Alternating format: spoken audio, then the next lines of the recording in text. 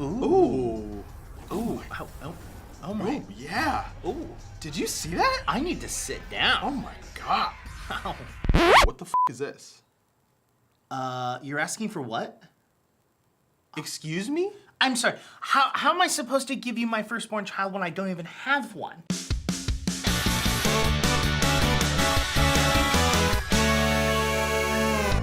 Hi everyone, welcome to GameGorgon. My name is Crew. I'm Indigo. Today we're here to talk to you about Borderlands 3. We're gonna start by talking about some stuff that we're very excited about and why the game looks like it was developed by a group of people that really know their audience. And then we're going to talk about why their production and I guess their management team are f***ing insane. The people that build their website should lose all their jobs. Yeah, there's a lot. Not that, I don't actually want people to lose their jobs. There's a lot of really weird controversy that's already existing. Yes. And controversy that I feel is going to come out Soon. that hasn't come out yet. Yep. We're breaking it here. Maybe. But before we do that, Let's talk about Borderlands 3, just the video game. Yeah, Everything else aside, we're just talking about the video game, then we'll get into all the crap that I hate. Okay, so some of the things that I'm very excited about, destructible, Yes. Destructible cover? Yes. They call it degrading cover specifically, and it is exactly what it sounds like. Cover that you can hide behind.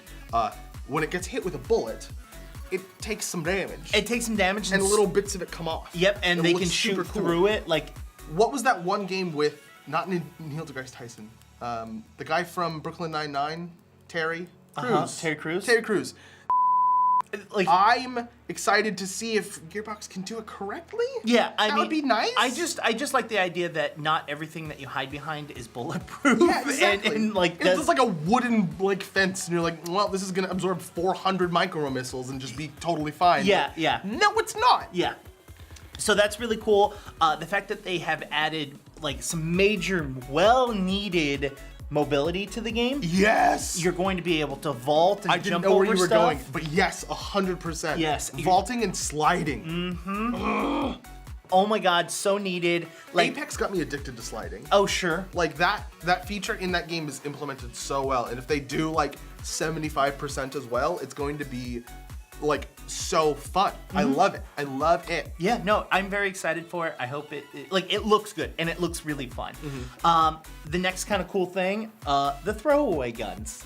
The throwaway guns? Yeah, so guns that basically you collect and are only good for once you empty the clip. You can now take those guns and throw them, and depending on the gun, will have a different effect. Well, that's been in Borderlands before. Wait, I'm talking about where the guns will bounce around and explode after you throw them, Yeah. or they grow legs and run around and shoot. Oh, no. Oh, that's different. I thought you were talking about the guns that you reload by discarding them. No. No, that's different. No. Yes. Walking guns is great. Yeah. And then you don't get it back? Yeah, it basically they're done. They're Oh, cool. Yeah, so That's interesting. there's a bunch of different different guns have different effects once you throw them away, yeah. and so some of them will bounce around the room and then explode. Some of them grow legs and just start shooting at your enemies. Some of them you throw out there and missiles shoot out of them and homing beacon to their enemies. These are basically just shit guns that you're not going to want to keep. They're just there and you're like, cool, get rid of it. And then it does something fun. Yeah. Which is cool because even the shit guns do something fun. I like that. Still talking about guns, one of the ones they showed off, this is my third take doing this. One of the ones they showed off during the gameplay reveal was an automatic pistol that shot normal bullets, but when you flipped the alternate fire, it shot micro missiles. Yeah. Which is first of all, why would you not use that mode? I don't see the drawback. Maybe using more ammo or something, I don't know. But also, that's super cool. I didn't put this on the notes because I don't think it's the most exciting thing to talk about, but they did add a new element, which is radiation. I did not actually see that. Yeah, so that could be interesting because it's supposed to be, instead of a major damage, it's supposed to be a dot. So it's damage over time that slowly happens. It can be area of effect. Oh, I see, okay. So it's not. Maybe it's a infect other people thing, a proximity yeah, thing. there's some really interesting mechanics that you could implement with radiation just because it's already got kind of a thing in your head. Yeah. But we'll see. I mean, I didn't see a ton of it. We just know that it is a new element. Instance loot. Instance loot is the dream. And it's not just instance loot, it's instance scaling loot. Yes. And instance scaling enemies. So basically the way Borderlands used to work is like you loaded into the host game, and the host was level 25. And so everything was scaled to level 25. The loot was scaled to level 25, the enemies were scaled to level 25, even if I was level 1. Also, when you loaded into a multiplayer session, the loot was global. Yep. Meaning that if you picked up a gun, I would see you pick up the gun and I would no longer have a piece of loot there because it's now in your inventory. Yes, so loot ninjas. Loot ninjas. It's a problem, right? Especially if you're playing with pugs. Like maybe Indigo and I would play on Classic because we can yell at each other in person, and if I ninja his loot, he can actually beat me up in real life. I mean, I'm pretty sure last night when you were playing Risk of Rain, every couple of minutes you would go, yoink! Yep. And everyone would be like, but I need that! But I needed it too. Instance things work differently. Yes. So instanced loot is going to allow both of us to have our own loot, and Yes. because it's doing that, it's going to scale your loot to your level and Yes. my loot to mine. Yes. Meaning we can both have a challenge. Yes. And because it's scaling all that stuff appropriately, the enemies that we're fighting are also scaled to our level. So that's kind of like I am a little iffy on the enemy level scaling. Okay. Because if they do it wrong, it's either gonna feel like the scaling isn't working or that leveling is meaningless. Okay. But I think there's a possibility in there somewhere for something that feels good. The other option is classic mode. Yes. Where just everything works the way we already described with Borderlands 2. The last kind of cool thing, and then before we get into the controversy, is the fact that you're no longer stuck to Pandora. Yeah. You're now on a spaceship called Sanctuary 3. You'll base a ship. And you're going to be flying around to different planets. Yeah. Which means that there could be a plethora of different environments, a bunch of different, like... So happy we did this. Yeah, there's like a bunch of additional things that they can play around with that aren't specific to It's like... just their way of here's being the like, desert. We want to do more stuff. We don't want to explain why it's on Pandora, and you weren't able to see it before. Yep. You have a spaceship now. Yeah. Now, the controversy. The controversy. Where do we want to start with this shit? I think the smaller of the two. Okay. The one that everyone's already talking about. Okay. So during the Q&A, I believe, of Borderlands 3, there was a conversation with the lead developer. Yeah, I don't care. And he basically said, "Hey, there's going to be no DLCs in the game. There's going to be, there's No microtransactions. No microtransactions." That's what he said. He said, "Hey, there's going to be no microtransactions." Right. A few sentences later, then says there's going to be small in-game purchases that you can make. Right. So that whole thing was just the gentleman misspeaking. Yes. According to the gentleman. Yes, he meant He meant to say no predatory microtransactions. Yes. There's going to be cosmetic microtransactions, but you are going to be able to see what you're getting. It's Yes. not a loot box. It's not time delaying content. It's not any of that mumbo jumbo. Yeah, it's just, this is a pretty thing. Do you want it? There was cosmetics, and there was conversation about possibly adding additional storylines. Right, and adding- the DLC for the actual gameplay itself, which is exactly. something Borderlands has done from the beginning. Exactly. So that was what he meant between the two. Now, Game Informer Yes. released an article with a headline that may or may not have been sensationalist in nature. It was super sensationalist. It was clickbaity. It was, I mean, it was. Yeah, like, and they came out, they had this title that was clickbaity, and it made them look very, very bad. It made Gearbox look bad. It made Borderlands 3 look bad. Right. Right? It made it seem, okay. It made it seem like they were trying... There was a Twitter comment that I think explained it really well. Okay. They treated that individual misspeaking with the same gravitas as a game actually releasing with those features in it. Yes. Which should not be the same thing. Only in the headline, mind you. The article is very reasonable. Like the actual text of the article itself. It was just the headline that we're talking about, Yeah, which but- is important. Yeah, I'm not saying that's not important. Which I'll be honest, I am one of those people who sees a title, clicks on it, and it goes, "Oh my god!" Clicks on it, and then gets distracted by the 300 other things that I'm doing, and and then you remember the title. And I remember the title, and I see the page, and I'm like, I don't have time to read this now. So I click it, but I remember the title. Like The title can't be terribly misleading. Yeah, and so it's like you sit there and be like, oh wow, they said that there wasn't going to be microtransactions, then they turned around and lied, you know.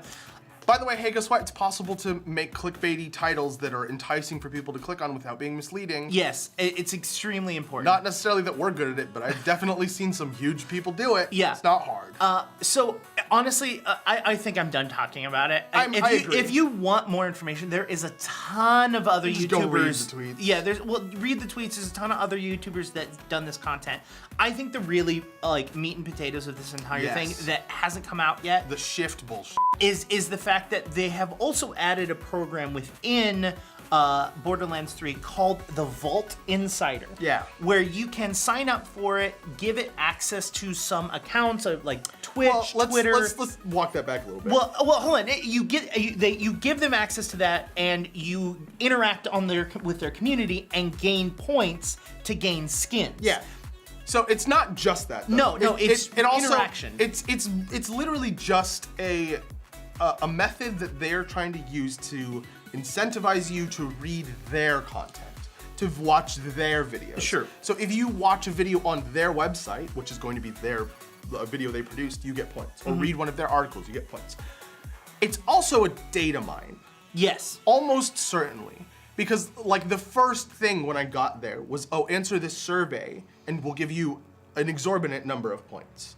And so the survey is just like, what devices do you own? What like games do you play? Blah, blah, blah. All that like demographic stuff. But the other problem there, and like as somebody that like understands internet privacy to an extent, you see that being the goal. You see the survey and you go, okay, well, you're also saying that if you connect your accounts, you get points. So how much data are you harvesting from the accounts? And so we looked, and it's like Twitter, like we wrote them down. Twitter, you can read tweets from your timeline, sure. See who you follow, see your email address, all necessary things. I mean, email address not so much, but like whatever, it's fine. I gave them my email address anyways. Your Facebook, you can see the name, the email, the profile photo. Your Microsoft account, you can access basic properties, including all this data, and then you can also access Xbox Live information even when you're not using the app, which I don't know what Xbox Live information is, but it's just viewing data about you, which is super reasonable, if that's worth the points. But I mean, it's not in like, at least from the list that we've seen, it's nothing that I would be like upset about. No red flags. Yeah, like okay, they need access to view your timeline, aka they're friending you on Twitter, so that if you have a private account, like, you know what I mean? Like that's basically what those are. Right. Right. But then we get to Twitch. The Twitch permissions are super interesting. There's basic stuff there. Yes. Like obtain your email address. Cool. View your channel's broadcast configuration, including extension activations. That's like, what are you streaming and when? Maybe they want to figure out when people are streaming Borderlands 3 so they can host them or something. Okay. Including extension activations is a necessary part of that permission. Oh, okay. All right. So they didn't request that separately. Okay. Get a list of all the subscribers in your channel. Okay. Interesting. So they're using, I would imagine, your Twitch to like learn more about the community as a whole. Sure. Like if a channel basically mainly streams Borderlands and they learn who all of the subscribers to that channel are, they have a list of dedicated followers. Sure. Maybe that's a little too far in people's eyes. I see this as pseudo reasonable. Okay. I mean, this kind of reminds me of the weird, shady Facebook stuff, which is like, hey, I signed up for this, so now you get information about other people. Right. Which I'm not okay with. I super see where you're coming from. But the Twitch, this is really just kind of like, it's been the thing in Twitch for a long time. Okay. And I've gotten used to it from them. Like, you kind of have to keep that in mind. I mean, I'm still a little... And it's also just like the Your streamer username. you're watching. Sure. You know, it's not like, oh, what's your like credit card information? No, like, I get that, but still, Facebook information was like messages and like what? I don't know. Yeah, Facebook information was more sensitive to me. I just feel that like if someone else agrees to something, right, you shouldn't get any of my information. I understand. Like if it were to say the number of subscribers, sure, that's information that user has.